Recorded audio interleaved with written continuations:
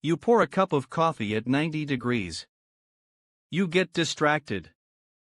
5 minutes later it's dropped a lot. But then something strange happens. You wait another 5 minutes, and it's barely moved. The coffee cools fast at first, and then seems to take forever to reach room temperature. Why? Hidden inside this everyday cup is a differential equation.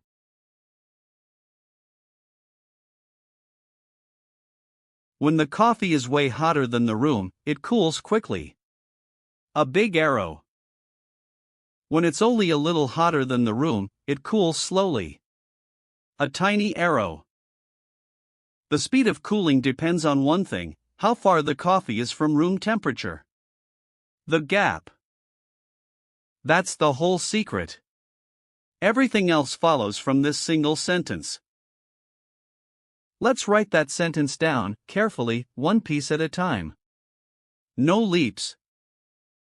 Call the coffee's temperature T, call the room T room. The gap is just the difference, T minus T room. Now, how fast T is changing, that's a rate of change. The symbol for it is dt. Don't let the notation scare you. It just means how fast T is moving right now.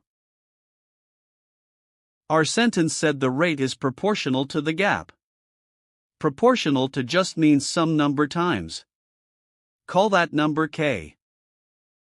And it's minus K, because the coffee is cooling, going down. That's it. The whole equation.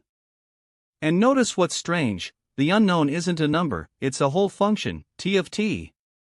An equation that relates a function to its own rate of change is called a differential equation.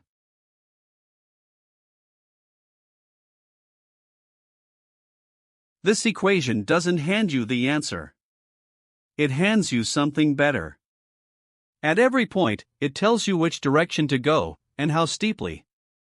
dt is the slope of the curve. High above the room, steep downward slope. Close to the room, almost flat. The equation is a field of tiny instructions.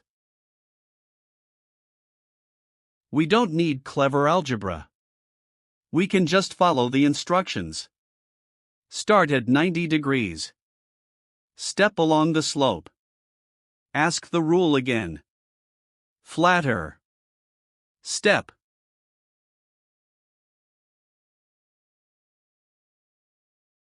There it is, without ever solving anything. Fast at first, crawling at the end. The exact shape your coffee follows. The equation drew its own answer. There's exactly one kind of function whose rate of change is proportional to itself, the exponential. The E isn't magic. It's forced on us. Start at the gap. Multiply by e to the minus kt, a number that shrinks toward zero. So the gap decays, and the temperature settles onto the room. That cup of coffee just taught you an equation that runs the world. The same rule, rate proportional to the gap, shows up everywhere. A cooling cup of coffee. A capacitor charging up through a resistor, easing toward full. A lump of radioactive material, its atoms decaying away. A medicine clearing from your bloodstream. Learn to read one differential equation, and you've learned to read all of them. They're the language nature uses to describe change itself. And it was hiding in your coffee the whole time.